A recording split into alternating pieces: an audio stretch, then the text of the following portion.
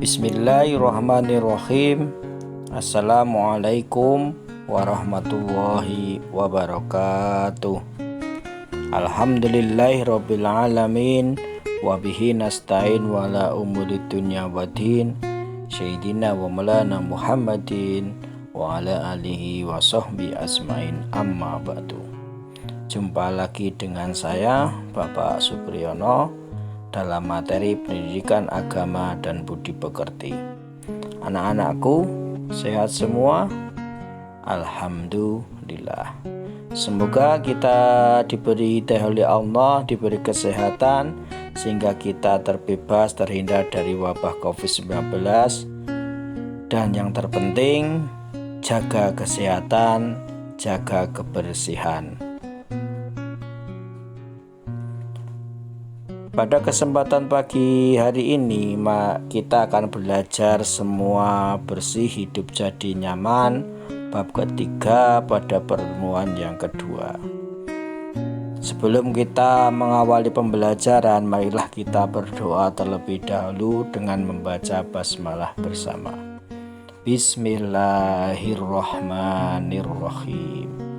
Mudah-mudahan dengan membaca basmalah tadi kita diberi kemudahan, diberi kepahaman di dalam materi yang akan kita pelajari bersama. Amin amin ya rabbal alamin. Adapun kompetensi dasar yang akan kita pelajari pada pagi hari ini yaitu mempraktekkan tata cara bersuci dari hadas kecil dan hadas besar.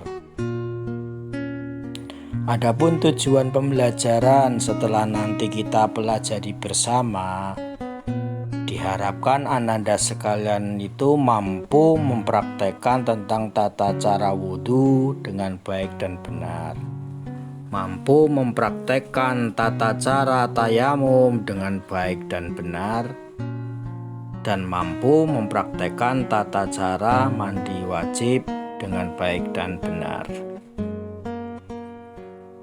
Adapun dalil nakli tentang adanya wudhu, kalau kita lihat di dalam surat Al-Maidah ayat 6, ini menjadikan perintah Allah kepada kita untuk melakukan wudhu. Mari kita baca bersama-sama. A'udzu billahi minasyaitonir rajim. Bismillahirrahmanirrahim. Ya ayyuhalladzina amanu idza kuntum ilas sholati faghsilu wujuhakum wa aydiyakum ilal marafiqi wamsahu biru'usikum wa arjulakum ilal ka'bain. Al-ayah. Shadaqallahul azim. Yang artinya, ya ayyuhalladzina amanu, hai orang-orang yang beriman, idza kuntum ila sholati, apabila kamu ila sholati hendak melakukan sholat, maka faghsilu wujuhakum, maka cucilah muka kalian, wa aydiyakum ilal marafiqi, dan cucilah tangan-tangan kalian sampai ke siku. Wamsahu biru'usikum, dan usaplah kepalamu. Wa arjulakum ilal ka'bain, dan cucilah kaki-kaki kalian sampai dengan mata kaki. Jadi ayat surat Al-Maidah ayat 6 ini menjelaskan ketika kita ila sholati, ingin melakukan sholat, maka kita itu disuruh untuk wudhu.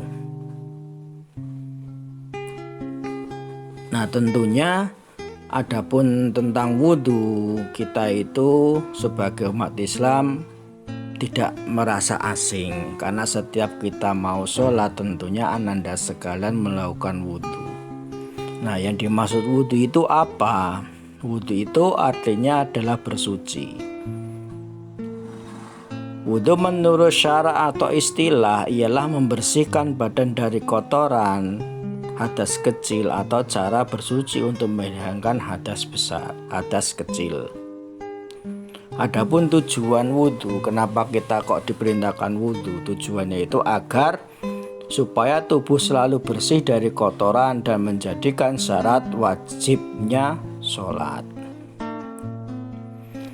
Nah, adapun rukun wudhu, hal-hal yang diwajibkan di dalam wudhu itu ada 6. Yang pertama adalah niat, membasuh muka, membasuh kedua tangan sampai siku, mengusap sebagian kepala, membasuh kedua belah kaki sampai dengan kaki, dan tertib, artinya berturut-turut. Kalau salah satu dari rukun wudhu ini kok tidak dilakukan, maka menjadikan wudhu kita itu tidak sah. Nah, adapun syarat sahnya wudhu, apa yang menjadikan syarat sahnya wudhu, yaitu adalah Islam. Mumayyiz, artinya dapat membedakan antara yang hak dan yang batil. Tidak berhadas besar dengan air mutlak atau dengan air yang suci dan mensucikan. Tidak ada yang menghalangi air sampai ke kulit dari anggota wudhu.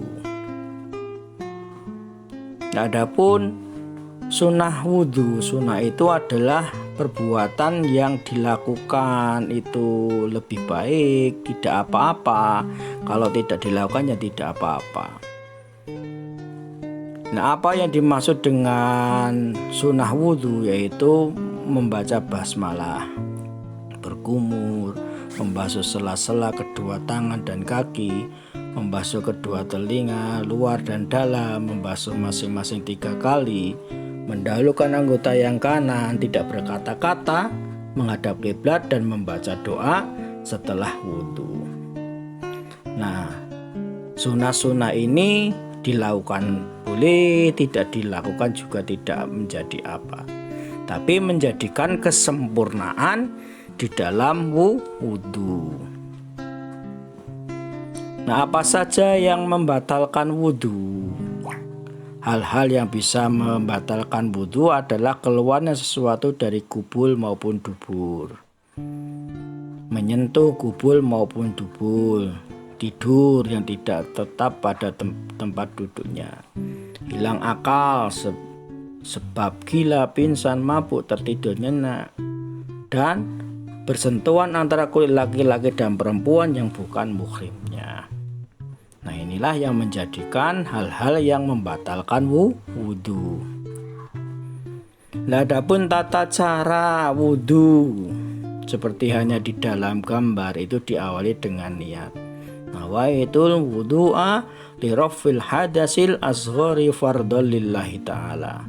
Dan selanjutnya melakukan rukun wudhu maupun sunnah-sunnah wudhu sehingga wudhu kita menjadi sempurna. Setelah kita pelajari wudhu, tentunya kita juga pelajari tentang tayamum. Nah, tayamum ini juga diperintahkan Allah, tapi dengan syarat-syarat tertentu seperti hanya di dalam surat Al-Maidah ayat 6. Mari kita baca bersama surat Al-Maidah ayat 6 yang menjadikan dalil nakli tentang adanya tayamum.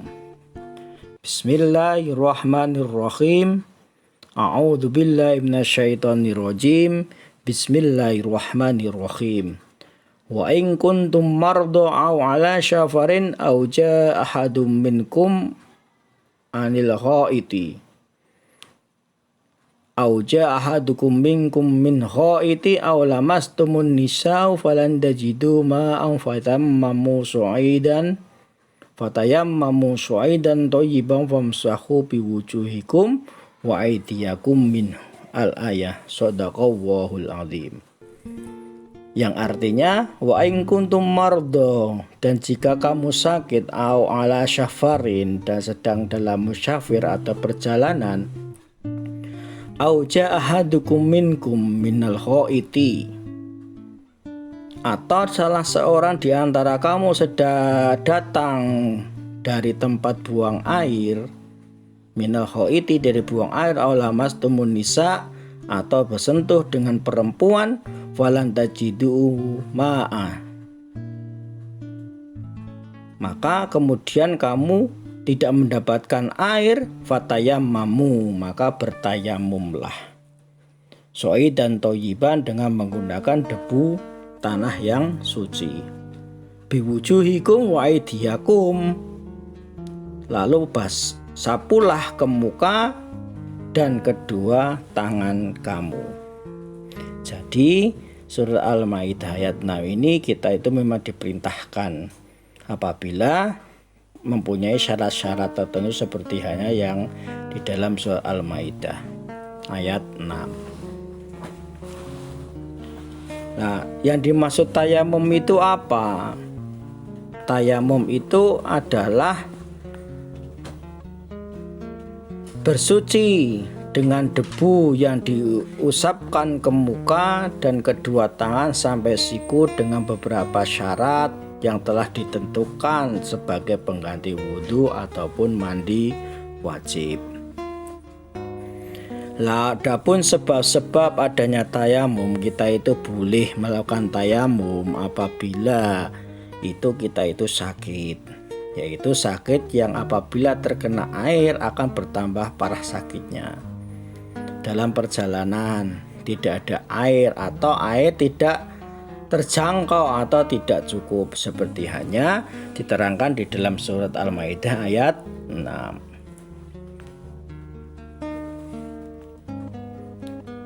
Nah, adapun syarat dibolehkannya adanya tayamum, yaitu sudah masuk waktu sholat, sudah berusaha mencari air namun tidak menemukannya, berhalangan menggunakan air, menggunakan debu yang suci. Rukun tayamum. Apa yang dimaksud dengan rukun tayamum? Di dalam rukun tayamum itu hal yang diwajibkan di dalam tayamum adalah niat, menyapu muka dengan debu, menyapu kedua tangan sampai siku dengan debu. Yang keempat adalah tertib, artinya berturut-turut. Adapun sunah-sunah di dalam tayamum, hal-hal yang disunahkan di dalam tayamum itu ada beberapa. Yang pertama, membaca basmalah, meniup debu dari telapak tangan sehingga debu yang menempel di tangan menjadi tipis, mendahulukan anggota yang kanan daripada yang kiri, dan membaca doa tayamum itu seperti hanya doa sesudah wudhu. Adapun hal-hal yang membatalkan tayamum itu bisa menjadi batal apabila kita itu melihat air sebelum sholat, kecuali yang bertayamum karena sakit. Semua hal yang membatalkan wudhu. Nah, adapun tata cara kita melakukan tayamum seperti hanya di dalam gambar itu, kita awali dengan adanya niat. Nawaitu tayamuma liistibhatis sholati fardhon lillahi ta'ala. Yang selanjutnya seperti hanya urutan di dalam gambar tersebut, yaitu mengambil debu, membasuh muka, membasuh kedua tangan kanan maupun yang kiri, lalu berdoa sesudah tayamum seperti hanya doa sesudah wudhu. Nah, setelah kita mempelajari tentang tata cara menghilangkan hadas kecil, nah sekarang kita belajar tentang tata cara menghilangkan hadas besar, yaitu dengan apa? Yaitu dengan mandi wajib atau mandi junub. Nah, apa yang dimaksud dengan mandi wajib? Yaitu merupakan cara bersuci dengan mengalirkan dan membasuh air ke seluruh tubuh untuk menghilangkan hadas besar. Nah, adapun yang menyebabkan kita itu mandi wajib atau mandi besar junub, yaitu haid, nifas, melahirkan, keluar mani atau meninggal dunia. Nah, adapun rukun mandi wajib. Mandi wajib itu sah apabila diawali dengan niat mengalirkan dan membasuh air ke seluruh tubuh. Nah, adapun hal-hal yang disunahkan di dalam mandi wajib, yaitu membaca basmalah, wudhu sebelum mandi, mencuci kedua tangan dan kaki, membersihkan najis, menghilangkan najis, membasahi seluruh badan, menggosok badan hingga bersih, mendahulukan badan yang kanan menghadap kiblat atau dibasuh 3 kali dan membaca doanya sebagaimana doa sesudah wudhu. Nah, adapun larangan orang yang sedang hadas besar, itu dilarang, tidak boleh melakukan sholat, tawaf, memegang mushaf, membaca Al-Quran, iktikaf, berpuasa maupun sujud tilawah. Nah, demikian pelajaran yang bisa kita pelajari bersama tentang mempraktekkan tata cara berwudu, tayamum maupun mandi wajib. Untuk lebih jelasnya, coba Anda sekalian jelaskan tata cara bersuci dari hadas kecil yaitu wudu. Tulis dan urutkan tata cara berwudu yang baik dan sempurna. Nah, untuk doa sebelum wudu, niat wudu, dan doa sesudah wudu, Anda sekalian nanti melafalkan, yaitu dengan cara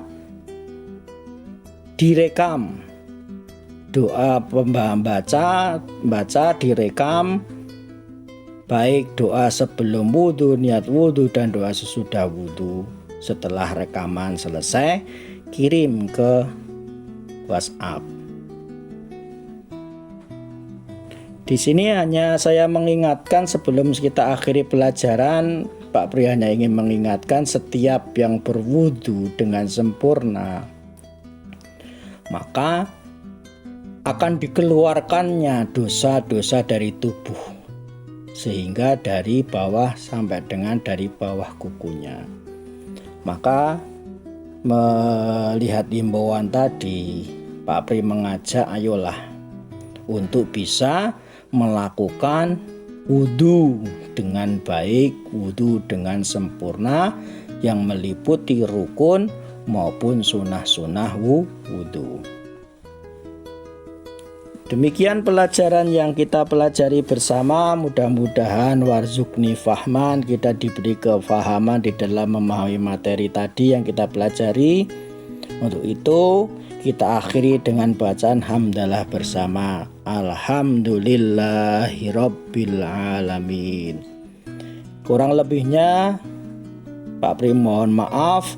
Untuk pelajaran selanjutnya kita pelajari tentang bab yang keempat. Kurang lebihnya mohon maaf. Kita akhiri. Assalamualaikum warahmatullahi wabarakatuh. Salam sayang untuk kalian semua.